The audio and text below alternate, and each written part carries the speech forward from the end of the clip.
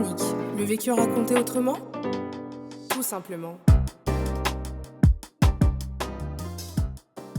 Bonjour à tous, bienvenue sur Chronique.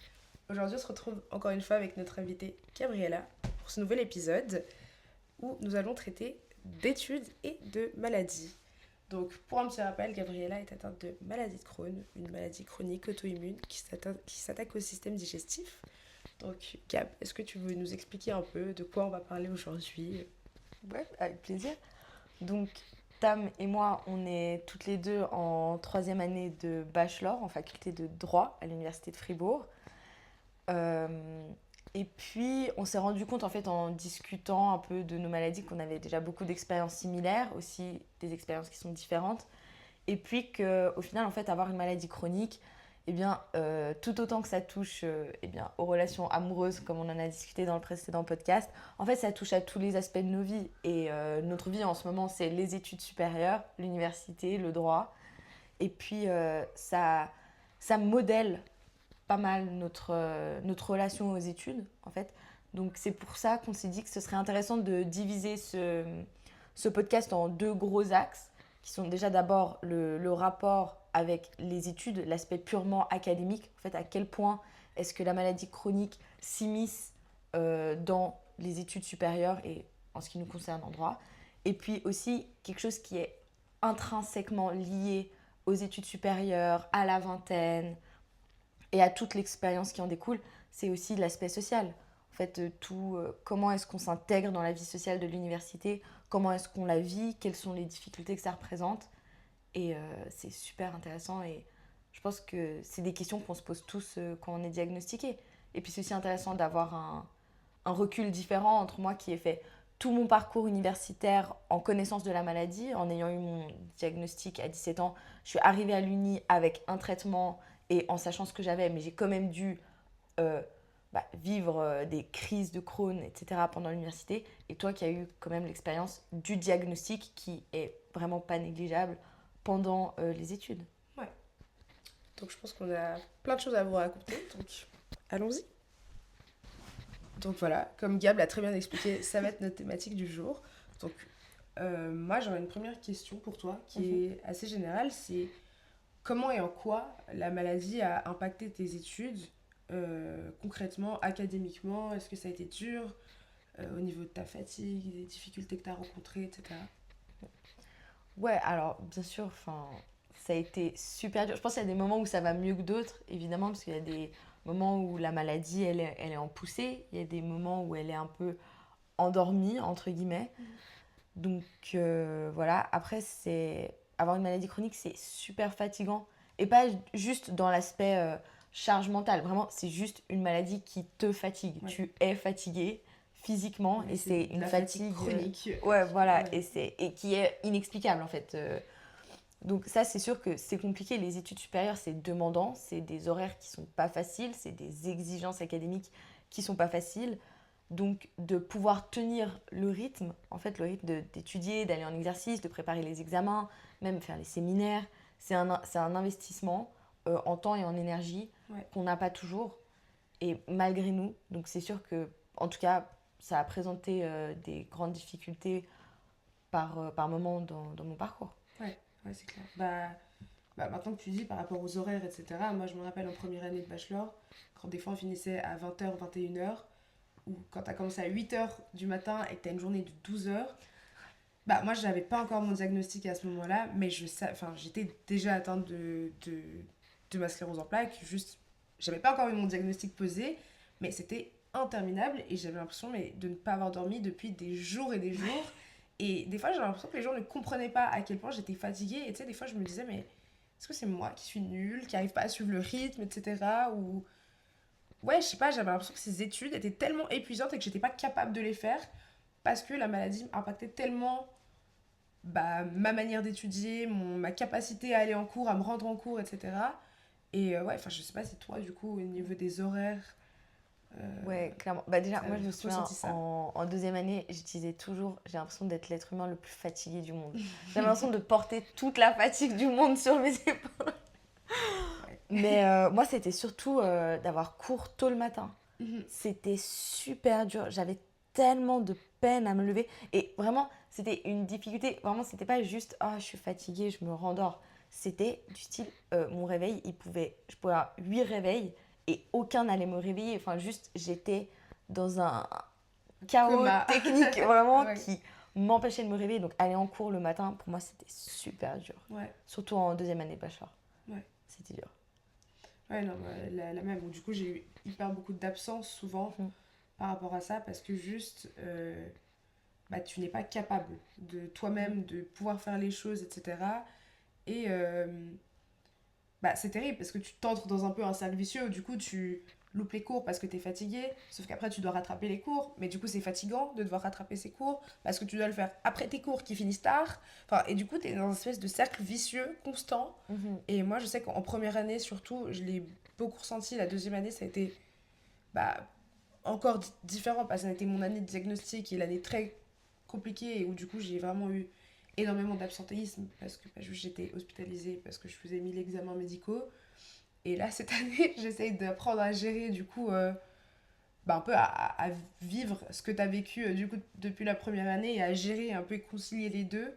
Et c'est vrai que c'est super dur de gérer ces deux aspects-là de ta charge mentale, ta charge universitaire, ta fatigue. Enfin, ouais, c'est un peu compliqué à gérer. Et est-ce que tu as trouvé un peu des techniques? Parce que moi, typiquement, donc maintenant on est en troisième, ça fait un moment que j'ai enfin commencé à apprendre en fait, à trouver des solutions. Et je trouve que le truc, c'est qu'en fait, il faut tellement s'écouter. C'est-à-dire que moi, vraiment, si à 18h30, je sais pas, imaginons qu'on finit les cours à 17h, et si à 18h30, je suis trop fatiguée, je dois aller me coucher, bah, je suis en mode bah, bonne nuit. Ouais. C'est qu'en fait, c'est terrible parce que je suis dans cette phase où j'ai écouté mes parents de si t'es fatigué, il faut aller se coucher plus tôt. Mais en fait, oui. Mais du coup, de parfois miss out. Moi, ça m'est vraiment déjà arrivé. Par exemple, je sais pas, qu'il y ait un dîner ou une soirée de prévu. Je suis en mode, en fait, les gars, là maintenant, c'est. Je peux pas. Voilà, non, mais c'est ciao, fin de tournage. Ouais. Tu vois, et en fait, parce que je pense que des fois, en fait, quand tu vas un peu tirer sur la corde, tu penses que c'est bien parce que tu vas rattraper tes cours ou tu vas réviser ou je sais pas quoi. Et en fait, non, c'est vraiment juste en t'écoutant. Par exemple, moi maintenant, en troisième, j'ai plus de problème à aller en cours à 8h. Ouais. Vraiment, j'ai raté aucun cours, je me réveille et tout. Mais c'est parce que je me couche tellement plus tôt. Et je ne tire pas sur la corde. Ouais. Je suis à la bibliothèque en train d'étudier, je suis fatiguée. C'est rentre. retour maison. Mais tu vois, moi, ça, c'est un apprentissage que je suis toujours en train de faire parce que j'ai toujours de la peine à réussir à jauger entre vouloir faire ce que j'ai envie de faire et la frustration d'être fatiguée et de pas être capable de pouvoir le faire actuellement, de devoir peut-être le repousser au lendemain quand je serai plus en forme. Et j'ai toujours un peu de peine à gérer ça et du coup, je sais que des fois, j'ai encore tendance à trop tirer sur la corde, mais du coup, ça me demande 2 fois plus d'efforts de me remettre de ce tirage de corde.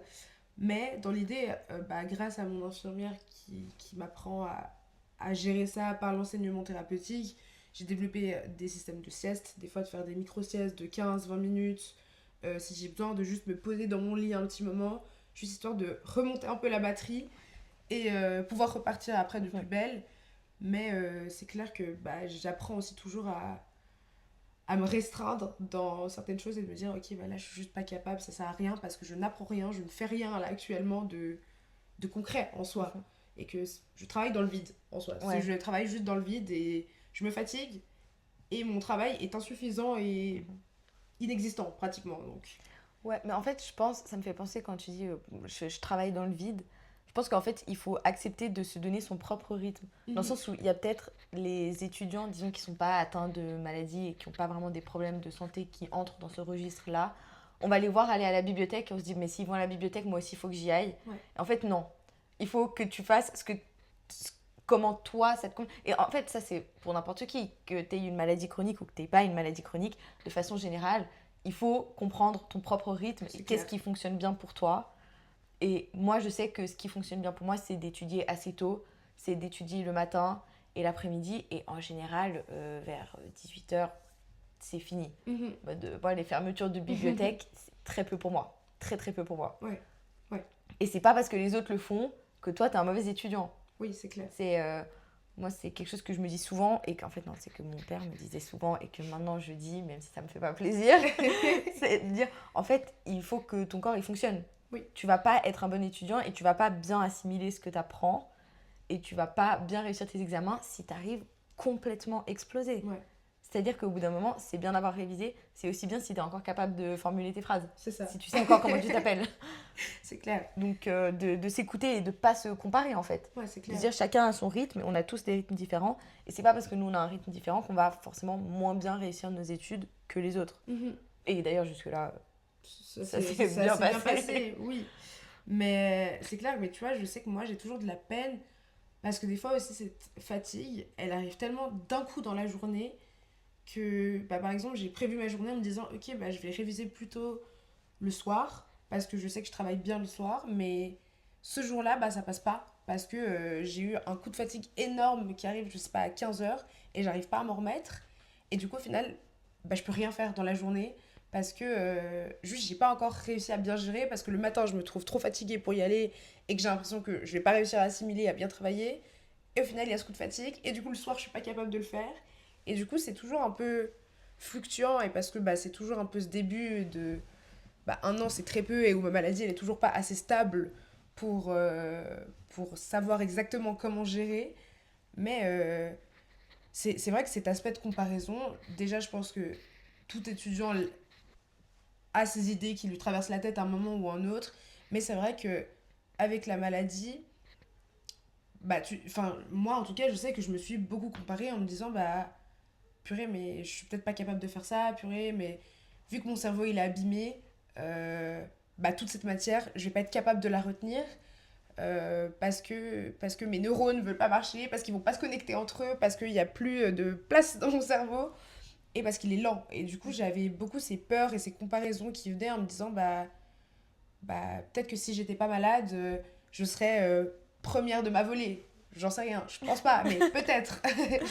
Et c'est un peu des questions bêtes qui viennent en me disant ouais, mais est-ce que ma maladie me restreint complètement cognitivement parlant et où du coup bah ça me bloque des fois aussi dans ma manière de travailler avec moi-même parce que je suis constamment un peu dans une comparaison en me disant oui mais ton cerveau il marche pas bien, mais si tu te reposes, ok peut-être que ça marchera mieux mais là tu perds du temps alors que les autres ils ont un cerveau qui marche mieux du coup enfin et c'est un espèce de cercle horrible que j'ai déconstruit et là ça va beaucoup mieux par rapport à ça mais je sais que surtout au début de mon diagnostic qui était relativement proche de la période de session de juin d'examen que du coup j'ai pas pu faire parce que j'étais juste pas assez bien.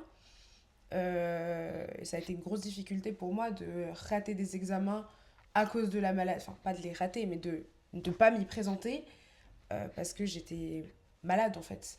Et du coup ouais il y a toujours un peu j'ai l'impression une espèce de voix un peu malsaine qui des fois moi me rappelle que bah, t'es pas comme tes camarades et peut-être que tu feras pas aussi bien que tes camarades parce que t'as pas les mêmes capacités cognitives, etc. Que mes camarades, même si en soi, bah, j'ai bien vu que bah, j'ai très bien réussi mes examens, que ça s'est bien passé, que en soi, mon cerveau est quand même capable d'assimiler de la matière en peu de temps, etc. Et c'est rassurant de voir que t'es, tu vas pas rater ton avenir parce que t'es malade et que t'as la vie devant toi, mais c'est clair que cette comparaison moi, elle me touche beaucoup en tout cas. Mais c'est marrant parce que moi, au début, j'avais tellement de la peine parce que j'avais toujours très bien réussi mes études en primaire, au secondaire, etc. Et puis, quand je suis arrivée à l'université, bah, j'ai bien réussi, mais j'avais pas 6 de moyenne. Et puis, je me disais toujours, ah, mais qu'est-ce que je pourrais faire si j'étais pas malade et tout. Mais en fait, je le voyais comme c'est ma faute. C'est mon problème, c'est moi qui fais quelque chose de faux. Et un jour, je discutais avec un de mes colocs et qui a des notes exceptionnelles et qui me disait bah oui j'étudie beaucoup et oui je suis bon mais j'ai aussi de la facilité et aussi autour de moi j'ai pas de problème. Enfin je sais pas, il expliquait voilà tous les privilèges qu'on peut avoir en tant qu'étudiant. Oui. Et puis à un moment il dit oui bah les gens qui ont des maladies c'est plus difficile pour eux et il me regarde et je sais pas pourquoi moi je me sentais pas concernée par cette phrase. Vraiment je ne me sentais pas concernée. Les gens qui avaient des maladies ce n'était pas moi.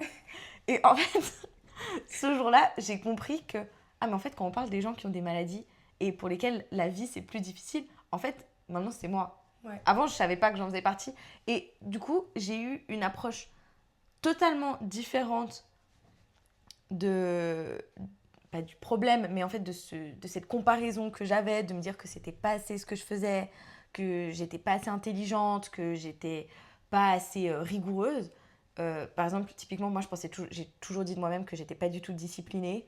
Et c'est des amis à moi qui étaient en mode, t'es vraiment tout sauf pas disciplinée, si je peux me permettre. Et en fait, je me suis dit, mais en fait, oui, c'est plus dur pour moi.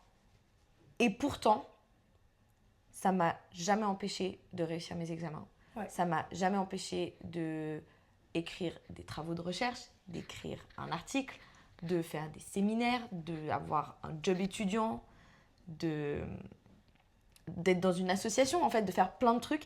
Et donc, oui, c'est plus dur pour moi et ça m'en demande plus. Et pourtant, je réussis tout aussi bien que les autres. Ouais, c'est clair. Et du coup, ça m'a aidé à un peu être un peu plus gentille avec moi-même.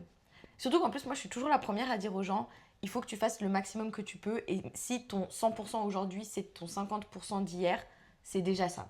Oui. T'as déjà fait ça au moins. Ouais. Je suis capable de le dire à tout le monde et pas de me le dire à moi-même. Oui, Donc, et moi la première.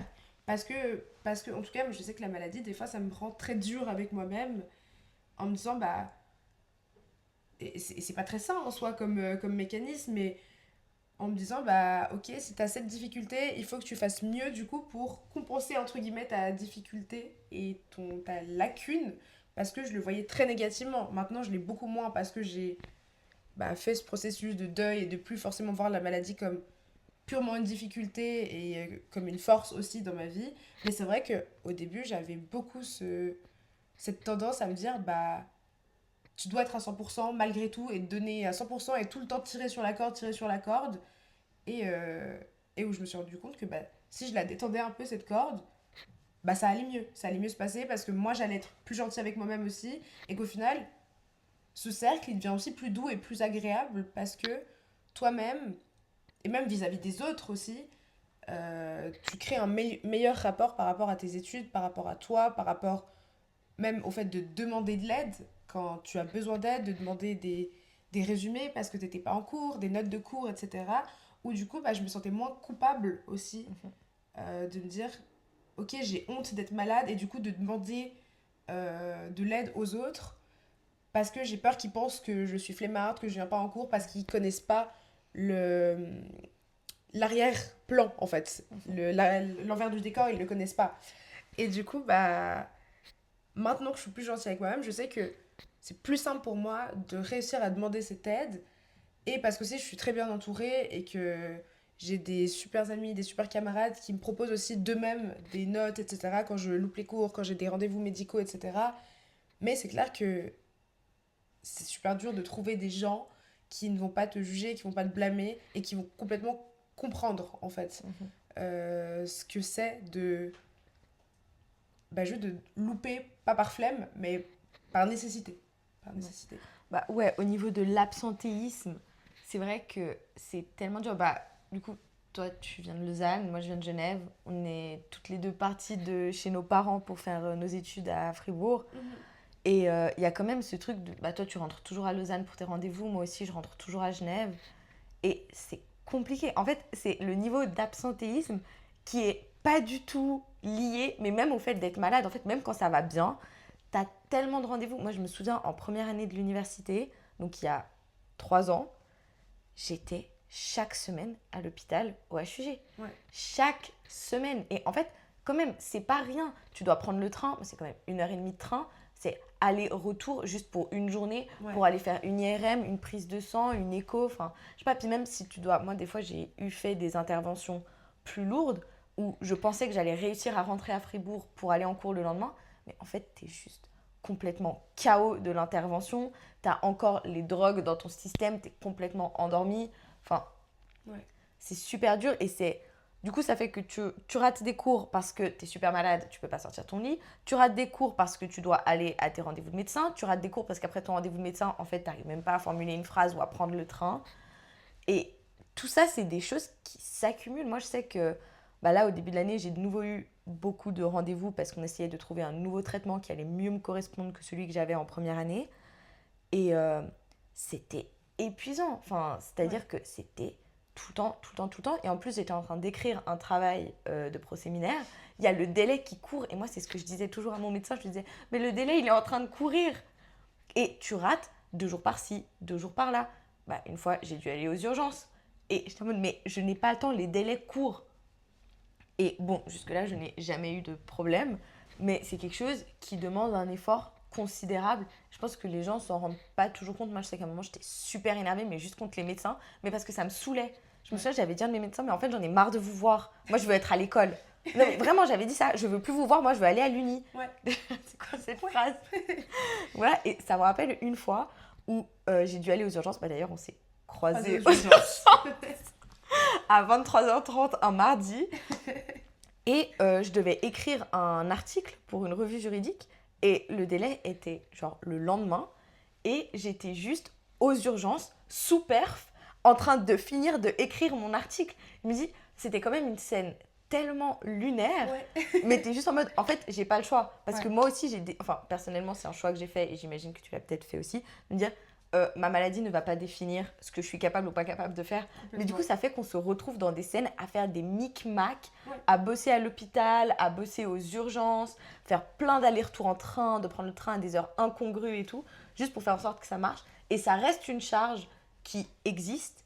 Et je pense que ça fait toujours du bien d'avoir un entourage qui est présent pour toi et qui comprend que en fait, c'est juste comme ça. Et Ouais. que s'ils peuvent t'aider, c'est cool en fait. Ouais, c'est clair. En vrai, j'ai vraiment le même exemple que toi. Où bah, c'est clair que moi, cet été, bah, j'étais hospitalisée parce que j'ai fait une poussée, que j'étais pas bien, etc. Mais j'avais mes examens un mois plus tard. Mes examens où j'avais loupé toute l'année, quasiment, ou la moitié de l'année, parce que j'étais malade aussi. Et où du coup, je me retrouvais juste à l'hôpital en train de rattraper la matière que j'avais loupée parce que j'étais à l'hôpital. Et où, du coup, je me disais, mais où est l'université là-dedans? Au final, j'avais Ouais. l'impression que c'était l'hôpital était mon uni et Ouais. que mais les médecins étaient mes profs, etc. Et enfin, c'était tellement lunaire comme situation d'être constamment juste pas. Enfin, moi j'avais l'impression de ne pas vivre ma vie d'étudiante et de juste Ouais, carrément. louper le fait d'aller en cours, le fait d'avoir des interactions avec tes profs, avec tes camarades, de louper les débats, de par exemple, Même de poser des questions. ouais, de poser des questions ou juste même des interactions qui vont se passer en classe, à une pause, etc., où les gens en parlent, et toi, t'es juste là en disant, bah non, j'étais pas là, je sais pas de quoi on parle. Ouais. Ou quand les profs font des rappels de la semaine passée, oui, vous vous souvenez quand je vous ai expliqué ça? Bah non, j'étais pas là. Et Ouais. sur le PowerPoint, c'est pas dessus, du coup, je ne sais pas de quoi tu parles. Et moi, ça m'est arrivé plein de fois, ce genre de situation où, bah je sais pas. Je sais pas où on est, je sais pas ce qui se passe, etc. Et c'est pas normal, c'est pas une vie d'étudiante et C'est nul, genre. ouais, c'est nul. Ouais. C'est nul. Et C'est pas comme ça que t'as envie de faire tes études en fait. c'est ça.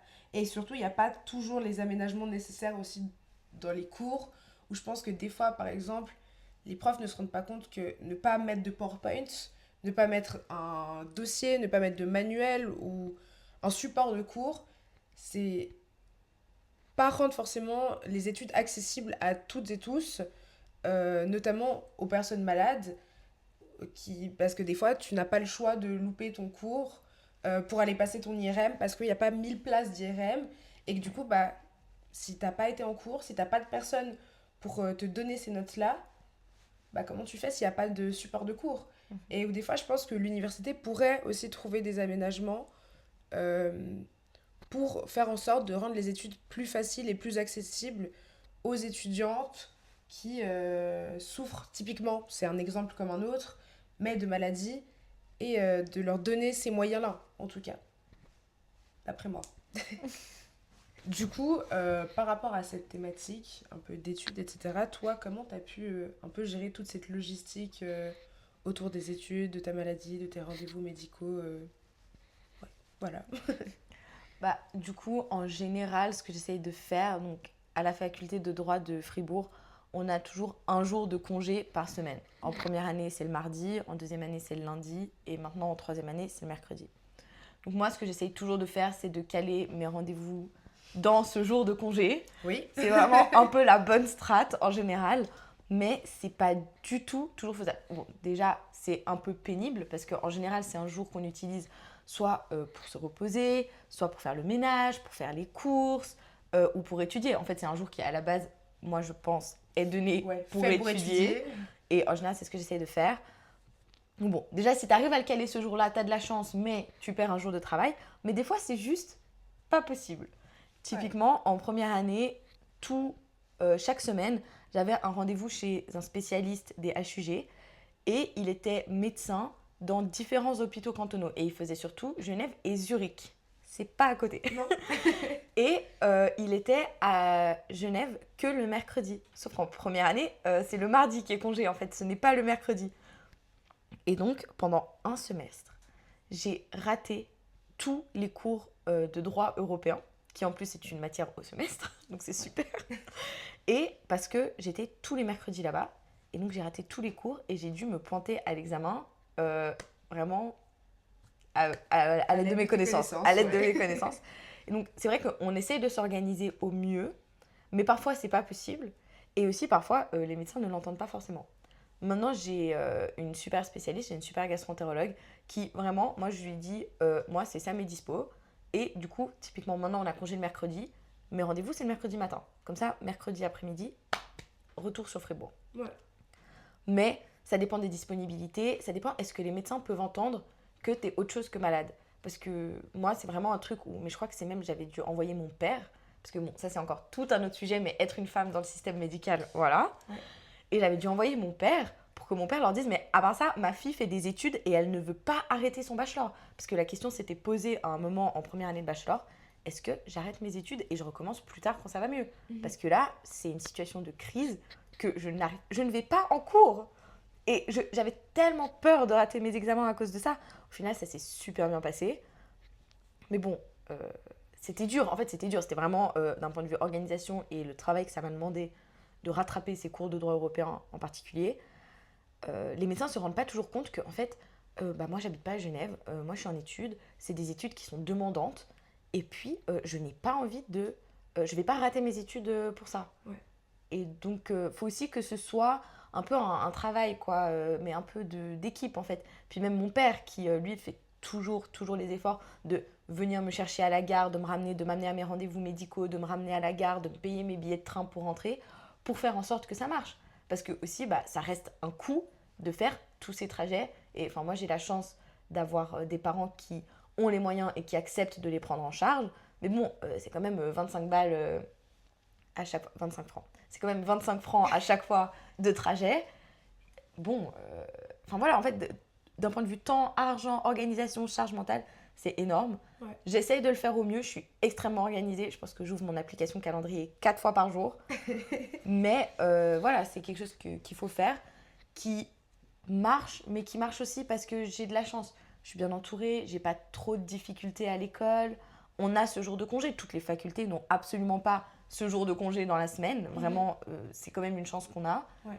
Donc voilà, c'est beaucoup de choses où moi je fais beaucoup d'efforts. À côté, ma famille s'organise beaucoup aussi pour m'aider là-dedans. Et on a un peu la chance de, même si on fait les études loin de là où on est traité, d'avoir ce jour de congé qui nous permet de faire ça.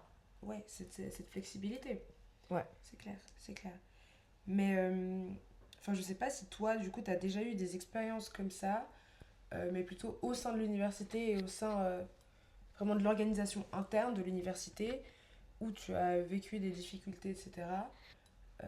Parce que, moi, en tout cas, ça m'est arrivé d'avoir ce même sentiment que tu décrivais avec les médecins, que les gens ne comprennent pas que tu es et étudiante et malade, et que je l'ai à la fois ressenti des fois avec le corps médical, mais aussi au sein de l'université.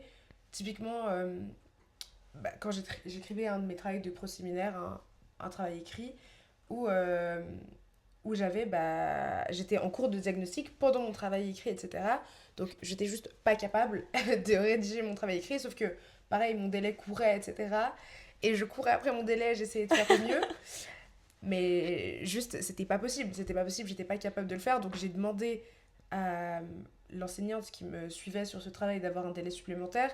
Et malheureusement, je suis pas forcément tombée sur quelqu'un de très compréhensible. Et j'ai eu droit au fameux bon rétablissement lorsque je lui annonçais que j'avais une maladie chronique et que j'étais juste pas capable là, actuellement de rédiger mon travail écrit. Et ça m'a montré vraiment ce manque ou cette désinformation un peu et ce manque d'intérêt humain autour de la charge que c'est d'être et étudiante et malade et d'être pas dans ta ville et d'être... ouais, un peu toute cette organisation qui plane et ce poids que tu as sur les épaules et où les gens, des fois, ne comprennent pas à quel point c'est lourd de gérer ça, que ce soit tes médecins ou l'université aussi en tant que telle.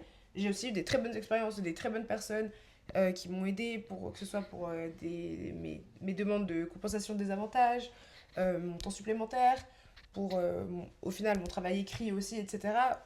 Il y a aussi eu des deux. Je ne vais pas que cracher sur l'université et dire que c'est pas le cas, mais c'est vrai que des fois, et je pense que ça arrive plus souvent que ce qu'on pense aussi, c'est ce manque de prise en compte de la difficulté de réussir à gérer ta maladie, tes études, ta vie professionnelle. Et je sais pas du coup si toi t'as déjà vécu ça à l'université ou pas, en tant que tel. Du coup, pas tellement. Je pense que j'ai vraiment eu la chance, et ça vraiment, vraiment énormément de chance. J'ai jamais eu de crise de Crohn pendant les examens, pendant mes révisions non plus. Et puis, j'ai pas eu ce souci parce qu'en fait, moi j'avais déjà un tiers-temps accordé par l'université pour d'autres raisons. Donc, au final, j'ai pas eu besoin de solliciter l'université à ce niveau-là. Mais je sais que c'est vraiment parce que j'ai eu de la chance et parce que ma maladie de Crohn m'impacte pas autant que je pense une sclérose en plaques dans ce domaine-là. Mhm. Donc voilà, et aussi parce que je suis bien entourée. Enfin, typiquement, pendant ce premier semestre de troisième, j'ai pas pu aller beaucoup en cours et j'étais super bien entourée. Même toi, tu m'as envoyé une certaine quantité de résumés du semestre, etc. Donc, tu peux t'organiser. Et j'ai rien à dire parce que j'ai jamais rien sollicité de l'université. Après, j'ose espérer que si un jour j'ai besoin, ce sera possible. Ouais. Mais voilà. Et puis donc, dans le fait d'être bien entouré aussi, je pense que ça rejoint un peu le deuxième volet de ce podcast sur en fait la vie sociale, où c'est hyper important d'être bien entouré. Pas juste pour ses études, mais aussi parce que, enfin, à notre âge, la vie sociale, c'est super important. En fait, c'est quelque chose auquel, en tout cas, nous, on accorde une certaine importance. Mhm. Et puis, alors, c'est pas toujours facile. Je pense qu'on tombe pas toujours du premier coup sur les personnes, parce qu'en vrai, ça demande quand même, de la part de nos amis, etc., ça demande quand même une certaine compréhension, Oui. une certaine volonté d'aider, en fait, de vouloir être là. Et puis, c'est pas juste une mauvaise passe, c'est forever. Voilà. C'est pour toujours comme ça. Donc, il y a des hauts et des bas, c'est certain. Mais on va jamais arriver dans une période où on dira « Ah, mais là, il y aura plus jamais de bas. » Ouais. Donc, C'est clair. l'entourage, c'est aussi hyper important. Mhm. Et est-ce que du coup, toi, t'as eu des expériences où t'as été confronté dans ta vie sociale à des difficultés, que ce soit dans le fait des amis justement que t'as fréquentés, où ça a été difficile, ou que ce soit dans vraiment ta vie étudiante, dans des associations, dans le fait de sortir, etc. Ouais, qu'est-ce que t'as un peu à dire sur ce sujet? Donc, dans l'intégration sociale, en première année, c'était hyper... Je parle vraiment de ma première année comme si c'était l'enfer, mais genre, it kind of was. Ça l'était. C'était assez dur parce qu'en fait, j'étais du coup très malade, beaucoup de rendez-vous médicaux, beaucoup d'absentéisme, énormément de fatigue. Donc déjà, pour moi, c'était un peu dur de juste sociabiliser. J'étais tellement au bout du roulax, tout le temps, que de rencontrer des gens. Je me souviens, j'avais rencontré un ami et il était super énergétique. Et maintenant, je m'entends hyper bien avec lui. Mais en première année, je ne pouvais pas me le blairer parce qu'en fait, j'étais tellement fatiguée que son énergie me fatiguait aussi. Alors qu'en fait, je m'entends hyper bien avec lui maintenant, en fait. Mais donc, ce truc de rencontrer des gens, et puis en fait, chaque fois que tu rencontres des gens, tu dois raconter que t'es malade, c'est un peu les malheurs de Sophie, quoi. Enfin, t'es là, tu racontes ta vie. Et puis en plus, là, ça allait vraiment pas à ce moment-là. Donc, un peu lourd, un peu pénible. Et c'est vrai que quand je disais, on tombe pas toujours sur des gens qui sont très compréhensifs, c'est que c'est vrai que moi, en première année, du coup, j'étais un peu renfermée sur moi-même, j'étais super fatiguée, je sortais pas. Enfin, moi, je crois que je suis allée à aucune soirée en première année. Et puis, en fait aussi, ça veut aussi dire que tu peux pas toujours être là pour tes amis. Et ça, c'est quelque chose en fait où parfois les gens ils disent mais oui, je t'envoie mes résumés, il n'y a pas de souci. Puis en vrai, si tu veux pas aller en soirée, c'est pas grave. Ouais, mais ça veut aussi dire que peut-être si tu vas pas bien, moi je suis pas là. Typiquement, il m'est arrivé une histoire et ça m'avait tellement brisé le cœur. Mais au final, en fait, c'est bien aussi que chacun pose ses limites. J'ai une hyper bonne copine à moi que j'adorais. Et c'était vraiment dans la période hardcore de la maladie de Crohn. C'était vraiment le moment où elle avait décidé de m'abattre. Et j'ai un peu disparu pendant 1 mois. Et en fait, j'ai passé 1 mois à l'hôpital, tout simplement, en train de me battre. Et puis, pendant ce mois à l'hôpital, elle avait eu un peu, je sais pas, un peu des difficultés dans sa vie. Même encore aujourd'hui, je suis pas très sûre de ce que c'est. Et puis, elle avait supprimé tous les réseaux sociaux. Et puis, donc, elle avait envoyé un message pour me dire, voilà, si jamais j'ai supprimé. Et moi, j'avais pas prêté plus attention à ça. Je me suis dit, ah bon, ok, bon, peut-être elle fait une petite désintox, un truc. Enfin, je sais pas, Parce que t'avais pas le temps oui. aussi, Ah non, mais là, vraiment. actuellement. Voilà. Et puis, quand je suis revenue à l'université, c'est vrai qu'en fait, elle m'en voulait terriblement de pas avoir été là pour elle dans ce moment qui était difficile. Et moi, en fait, je m'en étais même pas rendu compte. Et je m'en voulais terriblement de pas avoir été là pour elle et de pas m'être rendu compte qu'elle passait peut-être aussi par une période compliquée. Mais c'est vrai qu'après réflexion et après en avoir parlé, je pense que même si j'avais compris, en fait, j'étais juste pas en capacité de. Et c'est vrai que ça, je pense que on ne peut pas exiger des autres qu'ils acceptent ça. Mais c'est vrai que si on devient amis et qu'en connaissance de cause, c'est vrai que parfois je suis désolée, mais je vais juste disparaître. C'est clair. Un peu, que ce soit parce que j'ai des rendez-vous ou parce que je suis trop fatiguée et je suis vraiment juste en train de me cloîtrer un peu chez moi et d'essayer de récupérer un peu d'énergie. C'est vrai qu'on ne peut pas toujours être là. Donc ça, d'un point de vue social, je pense surtout en première année quand j'étais très très malade, là ça m'a un peu bloquée en fait, mais j'ai aussi un peu mieux compris peut-être comment aborder la vie sociale. Maintenant, je dis un peu, au début, je voulais pas du tout en parler. Ouais. Je me souviens, mais des repas avec des copines qui me disaient, mais qu'est-ce qui se passe? Et moi, j'étais en mode, ah non, rien. Tout, alors que maintenant, j'en parle quand même un peu plus facilement. J'ai un peu plus de facilité à dire, si jamais j'ai une maladie, et donc c'est possible que. Et comme ça aussi, les gens sont plus avertis sur ce qui se passe. C'est clair. Bah, du coup, par rapport à ça, c'est hyper triste déjà de pas tomber sur des gens chouettes, etc. Mais à la fois, pour balancer un petit peu, c'est aussi hyper cool de voir que t'as des gens super compréhensifs et qui sont vraiment là pour toi et qui ont envie d'être là pour toi. Ou, par exemple, j'ai une de mes meilleures copines que je connaissais pas depuis si longtemps que ça avant mon diagnostic, ou même on avait eu un passif un peu compliqué au début, mais qui a été la personne, je pense, la plus présente pour moi dans cette université et qui était là à vouloir comprendre exactement ce qui se passait, à quel moment, comment, ce qu'elle pouvait faire pour moi, à se renseigner sur mes traitements, à se renseigner sur comment elle pouvait me faciliter la vie, etc. Et juste à vraiment faire en sorte de me demander juste tous les jours de comment ça va, qu'est-ce que t'as besoin de quoi, est-ce que je peux t'envoyer quelque chose, à me motiver pour mes examens si j'avais besoin d'aide, etc.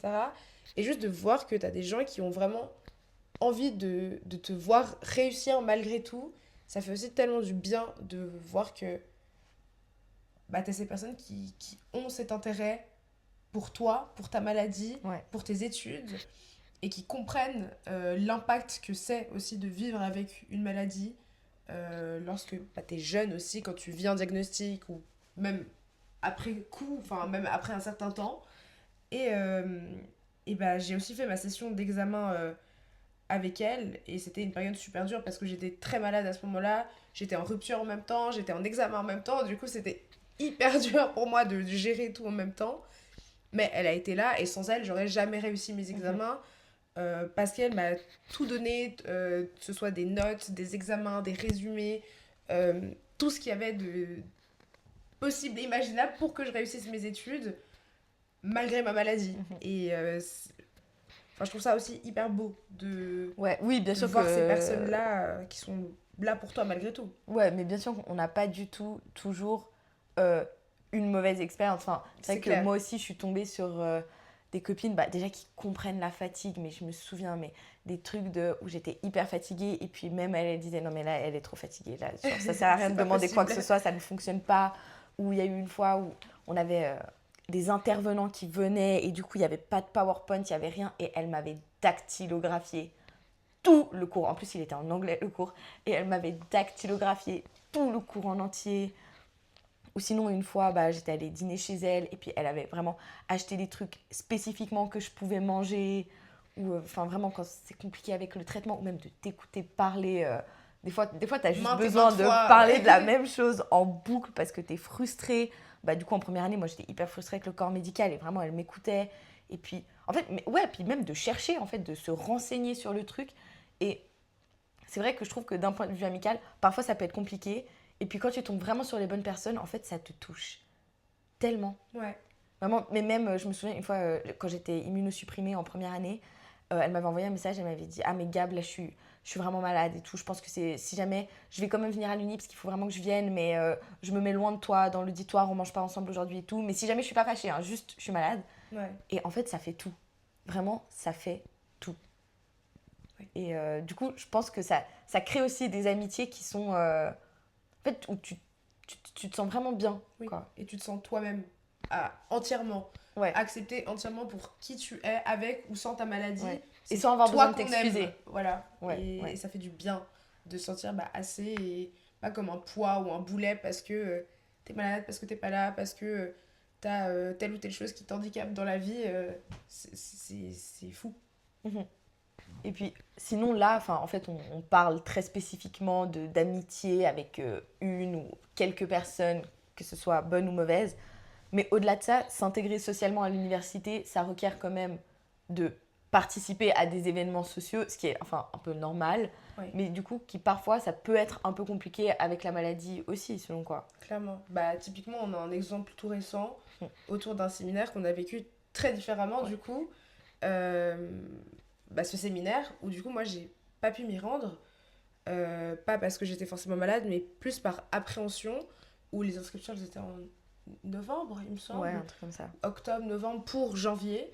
Et où je sortais, moi, d'une phase où j'étais extrêmement malade, extrêmement pas bien. Donc, je venais de changer de traitement, etc. Donc, je savais pas si mon corps allait être capable de tenir une semaine de ski. Parce que c'était un séminaire de ski, du coup. Un séminaire de ski. Et de droit. Et de droit. Avec des gens de l'université avec qui j'étais peut-être pas forcément proche, etc. Qui comprenaient pas forcément ce que j'avais. Donc, j'ai décidé de pas m'inscrire par peur que mon corps ne tienne pas. Finalement, j'aurais pu m'y rendre après coup, mais sur le moment, au moment de l'inscription, j'osais pas. En fait, j'osais pas, du coup, m'inscrire à cet événement universitaire en me disant, bah, peut-être que je vais prendre la place de quelqu'un qui est plus en forme que moi, peut-être que je serai pas bien, que du coup, je vais devoir annuler, que ça va être compliqué au niveau des coûts financiers, de l'organisation, de l'université, etc. Et du coup, j'ai juste décidé de pas m'inscrire. Et c'était hyper frustrant pour moi, du coup, quand je vous voyais tous ensemble là-bas, en me disant, bah, j'aurais pu y être, parce qu'au final, mon corps était apte à me rendre à cet événement. Mais où, du coup, j'étais juste toute seule, frustrée, en me disant, bah, malheureusement, c'est ça aussi de vivre avec une maladie chronique, c'est d'appréhender un futur plus ou moins proche, en me disant, bah, peut-être qu'à ce moment-là, je sais pas si je serais capable de le faire.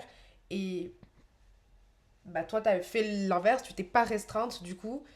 Et comment ça s'est passé cet événement de ski, parce que ça n'a pas non plus été facile pour toi, du coup, apparemment. Ouais, bah du coup, c'est vrai que moi, j'ai fait le choix d'aller à ce séminaire parce qu'en fait, déjà, moi, genre, j'aime tellement le ski. Genre, on me propose ski, je réfléchis déjà pas trop des masses avant de dire oui. Et puis, d'un autre côté, je me disais, bon, allez, moi, j'avais vraiment envie de le faire. Mais par contre, c'est vrai que j'y suis pas allée sans appréhension, clairement. J'avais fait tellement attention. La semaine avant d'y aller, vraiment, j'étais hyper carrée sur ce que je mangeais. Et quand j'étais là-bas, Ouais. c'est vrai que tous les jours, vraiment, le repas, je priais pour que je puisse manger ce qu'il y avait à la carte. Quand c'était au petit déjeuner ou les buffets de salade, je me restreignais énormément. Il y avait des choses qui d'habitude me font pas tellement mal au ventre, mais là je me disais en vrai je sais pas pourquoi, mais je sens que peut-être il y a moyen que ça se passe mal. Donc en fait du point de vue de l'alimentation, du coup, vu que j'ai la maladie de Crohn, je me suis énormément restreinte et j'appréhendais vraiment chaque repas. Je me disais j'espère que ça va pas me faire mal au ventre, j'espère que ça va aller, parce que bah tu veux pas que ça te gâche ton moment, puis t'es pas forcément non plus à l'aise. Être malade chez soi c'est relou, mais au moins t'es chez toi. Ouais. Là t'es dans un endroit que tu connais pas, avec des gens que tu connais plus ou moins. En vrai, moi, j'étais quand même avec mon groupe d'amis, donc ça allait. Mais c'est quand même... c'est bon, c'est ma maladie. Des fois, j'ai envie de garder des trucs pour moi. Et donc, c'est vrai que, du coup, j'étais là-bas, mais avec un peu une petite appréhension tous les jours de « j'espère qu'aujourd'hui, ça va bien aller et que je ne vais pas être malade ». Donc, ouais, il y a clairement de l'appréhension dans les événements sociaux. même quand tu vas en soirée ou moi, du coup, quand je pars en week-end de ski et tout, je me dis, Ouah, j'espère que ça va aller. Oui. Parce que si ça va pas, ça va me saouler. Oui. Parce que t'es là, t'es au milieu de la montagne, voilà, les urgences, c'est pas juste à côté, quoi. C'est ça, ouais, ou comme tu disais, en soirée aussi, bah, je sais pas si toi, t'as eu des événements de crise en soirée, ou quand t'étais, je sais pas, à des dîners, etc. Mais moi, je sais que ça m'est déjà arrivé de devoir rentrer parce que j'avais trop mal aux jambes, parce que j'étais restée trop longtemps debout, parce que j'avais des douleurs neuropathiques, etc. Et que j'étais plus capable de tenir l'événement social, et où du coup, bah, à nouveau, je me restreignais en me disant, bah, je loupe un événement avec mes amis, je loupe un événement où je socialise avec des camarades, des futurs collègues peut-être. Et bah, du coup, je loupe cette partie de ma vie pour ma maladie parce que je dois me protéger et parce que elle me force, entre guillemets, à bah, couper cette partie de vie et c'était hyper frustrant. Et je sais pas, du coup, si toi, ça t'est déjà arrivé d'avoir ce sentiment-là et cette coupure. Ouais, pas tant que ça directement avec l'Uni. Mais du coup, je suis dans un club de ski universitaire.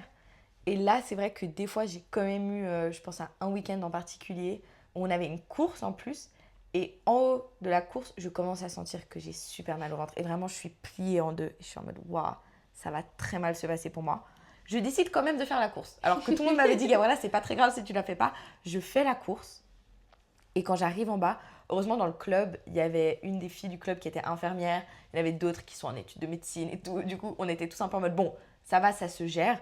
Et heureusement, cette femme qui était infirmière, elle avait tous les antidouleurs sur elle, vraiment qu'elle sortait de sa combi de ski comme ça. Et que je prenais, mais c'est vrai que j'étais juste assise comme ça, en fait, à l'arrivée de la course et j'étais tellement mal. Et heureusement que j'étais super bien entourée, ils étaient super compréhensifs, les gens, etc. Mais bon, déjà, il faut bien tomber. Puis c'est quand même un peu pénible, quoi. T'es quand même juste au milieu d'une piste de ski en train d'en baver, Ouais. fondamentalement. Et c'est vrai que des fois, ça coupe. En mode, c'est un club où il y a une candidature pour entrer. Ma candidature, normalement, à Fribourg, elle se fait en 1 an. Moi, j'ai dû la faire en 2 ans parce que j'avais commencé ma candidature en première année de l'université. Comme je l'ai expliqué 1000 fois, ça s'est pas bien passé.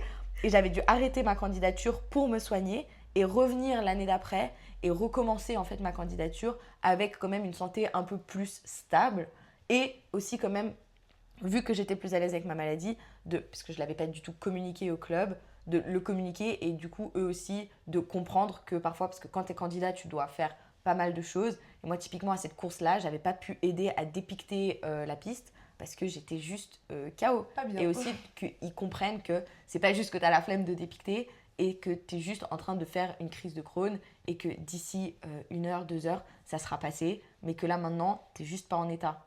Ouais. Donc c'est vrai que socialement, des fois, c'est un peu gênant parce que tu vois, les autres candidats, ils doivent dépiquer la piste, puis toi, tu es là, puis tu le fais pas. Oui. Donc c'est un peu, voilà. Et du coup, moi, je sais que des fois, dans ce genre d'événement, je me demande aussi quelle image ont les gens de moi quand ils ne savent pas ce que je vis dans ma vie en général, quand ils ne sont pas au courant que je suis malade. Bah, des fois, je sais que je me suis pris des réflexions sous forme d'humour, mais de ah, mais toi, t'es jamais là en cours. Ou Oh non. ah, mais toi, tu te fais plaisir, t'es tout le temps en vacances. Mais c'était à chaque fois des blagues, mais où au final, bah, je riais parce que je voulais pas faire culpabiliser la personne en lui disant bah non, j'étais juste à l'hôpital, mais bah, dans le fond, ça me touchait quand même parce que je me disais ah, bah, les gens qui ne sont pas au courant, ils ont cette image de moi, comme la personne qui n'a pas de volonté de réussir, qui n'a pas envie de venir en cours, qui a la flemme, qui va juste se servir des autres pour réussir son année, etc., en demandant ses résumés. Et à la fois, c'est pas grave, les gens peuvent penser ce qu'ils ont envie de penser, mais ça te met quand même aussi un coup à l'ego. Et bah, en vrai, l'estime de soi aussi, de se dire, bah, purée, j'ai l'air un peu incapable aux yeux des autres, même si toi, tu sais ce que tu vaux dans le fond. Enfin, c'est un peu ambivalent ce sentiment d'être un peu pas assez pour les autres alors que tu sais que toi t'es assez, que tu fais de ton mieux et t'essayes de juste gérer tes études comme n'importe quelle personne en soi. Ouais, c'est vrai que socialement, des fois, moi ça m'est déjà arrivé aussi qu'il y ait des petites blagues qui soient faites. Enfin, typiquement, du coup, avec la maladie de Crohn, des aliments qui sont vraiment très déconseillés, c'est pas mal des légumes. Ouais.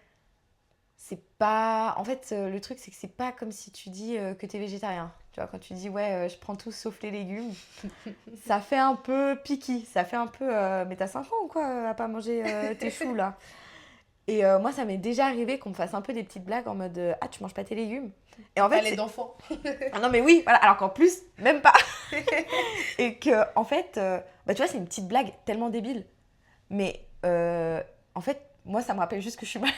Ouais, c'est En ça. fait, du coup, c'est même pas une blague qui est méchante, tu vois. C'est même pas qu'on te dit un truc. C'est déjà moins blessant que la remarque sur les cours. Mais c'est toujours juste un truc où t'es en mode ah, Ah oui, c'est vrai, je suis malade. c'est vrai que. Excuse, j'ai une maladie chronique auto-immune et je peux pas manger mes légumes en fait. Et du coup, mais t'as pas envie de dire ça, tu vois, mais des fois j'ai un peu envie. Oui. Parce que à chaque fois, c'est juste une petite remarque comme ça et t'es en mode ah, ah ta gueule. Donc, c'est vrai que c'est pas toujours facile. Mais ouais, socialement, et je pense aussi, ouais, voilà, des fois on a un peu des sensibilités en fait qui sont un peu très poussées et du coup t'as pas envie de rentrer en conflit, mais toi t'es un tout petit peu blessé quand même. Oui. T'es un tout petit peu mal à l'aise. Ouais, c'est clair. Surtout la phrase avec les légumes, moi des fois je suis. Selon qui est à table, je suis un peu mal à l'aise. Ouais. Je suis un peu bon. Ok.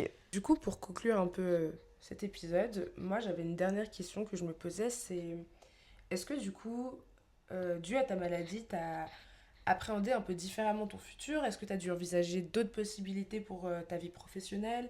Est-ce que ça t'a bloqué certaines portes? Est-ce que ça t'a ouvert d'autres portes du coup? Oui, alors je pense que pour contextualiser un peu le tout, il faudrait que je parle un peu de mon parcours aussi au secondaire 2. Donc moi, pendant le secondaire 2, j'étais une élève sport-études. Donc je faisais énormément de danse et pendant très longtemps, c'était un peu mon plan de carrière. C'était un peu mon plan de carrière, c'était d'essayer de partir là-dedans. Et pour des raisons multiples, mais aussi pour la maladie, c'est vrai que quand j'ai été diagnostiquée, je me suis quand même rendu compte que la maladie de Crohn, c'est quelque chose qui touche particulièrement mon corps et que en tant que danseur, ton corps est ton instrument de travail et que du coup, c'était plus forcément une voie professionnelle viable pour moi, ce qui m'a mené ensuite aux études supérieures. Aujourd'hui, là maintenant, dans mes études supérieures, bon, j'ai rencontré des moments difficiles, voilà. Je pense pas que avoir la maladie de Crohn, ça m'a vraiment ouvert des portes, ce serait un peu bon. Mais ça m'en a pas fermé non plus. Clairement, j'ai jamais eu ce sentiment. J'ai jamais pas réussi à faire quelque chose, disons, de scolaire, de purement académique. J'ai eu la chance de jamais devoir repousser mes examens. J'ai toujours réussi mes examens du premier coup aussi. Et donc, j'ai pas de peur par rapport à mes capacités. Je, je suis assez confiante dans le fait que je suis capable et que je me démène pour que ça marche. Je me démène pour que ça marche, même si je dois finir bah, mon article dans une salle d'urgence, bah, je finirai mon article dans une salle d'urgence, en fait. Donc, j'espère, je pense que pour plus tard, évidemment, je sais jamais comment la maladie va se développer, si mon état va s'empirer, si j'aurai des grosses poussées, mais ça, c'est un peu les aléas de la vie, de la même façon que quelqu'un peut avoir un accident de voiture ou que on peut faire une dépression ou quelque chose. C'est des choses qui arrivent. Et donc, une poussée pourra arriver, mais de la même manière que quelqu'un peut se faire renverser par une voiture et plus avoir l'usage de ses jambes, en fait. Donc, j'ai peur, mais pas plus que ça. Et je pense qu'avec le temps, bah maintenant ça fait 4 ans que je suis diagnostiquée, j'apprends à vivre avec la maladie, j'apprends à m'organiser avec, en fait, à faire avec. Et donc, moi pour l'avenir, je sais que j'arrive à le faire et que je me donne les moyens. J'ai la niaque de faire.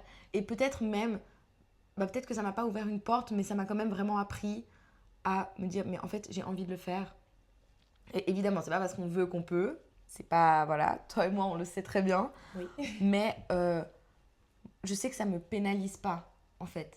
Que même peut-être au contraire, ça me donne plus de compréhension et d'empathie envers des personnes, de comprendre que parfois bah, c'est trop, que parfois on est fatigué, que parfois on est malade. Mais je sais m'écouter, en fait, je sais faire en sorte que. Et puis, bah, maintenant que je me suis redirigée du coup vers une carrière bah, juridique, en fait, et que mon corps n'est pas mon outil de travail, c'est ma tête. Et la maladie de Crohn ne m'empêche pas d'étudier, d'apprendre, d'argumenter, d'analyser. Tout ça, je peux le faire. Et ça me plaît. Et je me vois plus tard m'épanouir là-dedans. Donc, je pense pas que ça me posera de problème. J'espère que ça me posera pas de problème. J'espère que je travaillerai dans un endroit aussi qui comprend, même s'il n'y a pas grand-chose à comprendre, vu qu'a priori, je serai là et je vais faire mon travail, mais quand même qui comprend, tu vois, que si tu poses un congé parce que tu dois aller te faire opérer ou quelque chose, voilà. Mais c'est vrai que moi, en tout cas, pour l'instant, avec le recul que j'ai sur 4 ans, je me dis que c'est possible, en fait. Que c'est possible et que je vais le faire. Ouais. Donc, voilà. Trop bien. Bah, par rapport aux peurs, moi, ça me fait penser à cette année en particulier, du coup, ma deuxième année plutôt, l'année 2025, suite à mon diagnostic, où c'est clair, du coup, que j'ai été confrontée à beaucoup de peurs, notamment par rapport à l'uni, parce que, du coup, j'ai loupé pratiquement la moitié de l'année et que j'ai dû repousser mes examens, etc., comme je l'ai mentionné. Et c'est clair que cette peur, du coup, de justement moi perdre mon outil de travail, de je sais pas, perdre la mémoire, ma capacité de réflexion, capacité de concentration, etc., ça me faisait hyper peur. Et je me disais, mais je suis plus capable en fait. Et que je me suis lancée dans la mauvaise carrière, etc. Parce que j'ai besoin de ma tête à 100%. Et au final, je me suis rendu compte que pas du tout. Et j'ai été même étonnée des capacités que j'avais à ma session de juin. Et je me suis trouvée même bien plus capable après ce diagnostic, parce que ça m'a aussi donné une force et une niaque de réussir d'autant plus fort et de me dire, ok, je suis capable malgré tout, et c'est pas cette maladie qui va m'arrêter, et que peut-être elle va me mettre des bâtons dans les roues, mais c'est pas ça qui va m'arrêter, tu vois. Après, c'est clair que du coup, comme tu le disais, moi, ça me fait aussi peur d'être confrontée à des personnes dans le monde professionnel qui pourraient ne pas comprendre. Et j'espère aussi qu'on a une époque où on va apprendre de plus en plus à s'informer sur justement la question de la chronicité et à quel point cette fatigue, c'est pas juste une fatigue, et que des fois, oui, t'as peut-être pas les mêmes capacités, t'as peut-être pas la même énergie que tes collègues qui ne sont pas atteints de maladie, mais que c'est pas pour autant que t'es moins capable et que tu vas pas réussir à faire un travail tout aussi bon. Mais c'est clair que c'est une peur et une crainte qui, je pense, est là et elle sera toujours là d'une certaine manière, mais que à nouveau, ton corps, tu peux quand il s'attaque à lui-même, tu peux pas le contrôler complètement, et que tu peux faire au mieux pour favoriser la chose, mais tu peux pas le contrôler complètement. Et après, toi, je sais pas si ça t'a aussi amené une autre vision du droit, en l'occurrence, vu que c'est nos études, mais où le fait de vivre avec une maladie, personnellement, moi, ça m'a amené une autre perspective de mon futur et des capacités et des mobilités que j'avais à mettre à disposition des autres grâce à ma maladie, d'une certaine manière, parce que ça m'a amené un vécu et une volonté de travailler plutôt dans le social, d'aider des personnes, etc. Et je pense que peu importe dans quel domaine tu travailles, tu peux utiliser ta maladie à bon escient et pour aider les autres, ou pour l'utiliser de manière utile, si je peux dire ça comme ça. Voilà. Après, je pense aussi que pendant les études supérieures, on a quand même ce truc, en fait, on est un gros bloc d'étudiants. Et puis, on passe nos examens tous en même temps. Et moi, en fait, j'ai quand même eu un petit moment, ça m'est jamais arrivé au final, j'en ai pas eu besoin, mais de déconstruire cette idée de, en fait, toutes les deux, on est quand même assez jeunes. Respectivement, tu as 20 ans, j'ai 21 ans, on est en troisième année de bachelor. Mais tu sais quoi, si ton bachelor, ça te prend un an de plus à le faire, en fait, vraiment, ça change rien. C'est pas si grave. En fait, vraiment, ça change rien. Il y a des gens dans notre classe qui ont 23, 24 ans, ça change rien. Et ouais, je pense que ça, c'est quand même quelque chose que, quand tu as une maladie, il faut le prendre en compte. C'est que peut-être qu'il y a un moment où il y a une année, ça va pas marcher. Mais en fait, c'est pas très grave. Oui. Si pendant un an, ça marche pas. Oui. Parce qu'il y a des gens, pendant un an, ça marche pas juste parce qu'ils se sont plantés aux examens. Donc si toi, pendant un an, ça marche pas parce que t'as été trop malade, en vrai, c'est pas très très grave. Oui. Et donc, je pense qu'on a quand même plus cette pression vis-à-vis de l'université que plus tard, dans le monde du travail, on aura complètement différemment. Ouais, complètement. Qui sera vraiment différente. Complètement. Donc je pense qu'on va finir sur cette note très positive. Je pense que c'est un beau mot de fin. Est-ce que tu as un dernier petit mot à nous raconter, à nous dire? Non, je crois que j'ai raconté beaucoup d'anecdotes. Donc j'espère que cet épisode sur les études vous aura plu et que ça vous aura peut-être donné d'autres perspectives d'avenir, etc. Des idées, de conseils, etc. Ou peu importe. En tout cas, c'était notre but. Et on se retrouve très vite pour un prochain épisode. C'était Tam et Gab. Bisous. Chronique. Chronique, le vécu raconté autrement, tout simplement.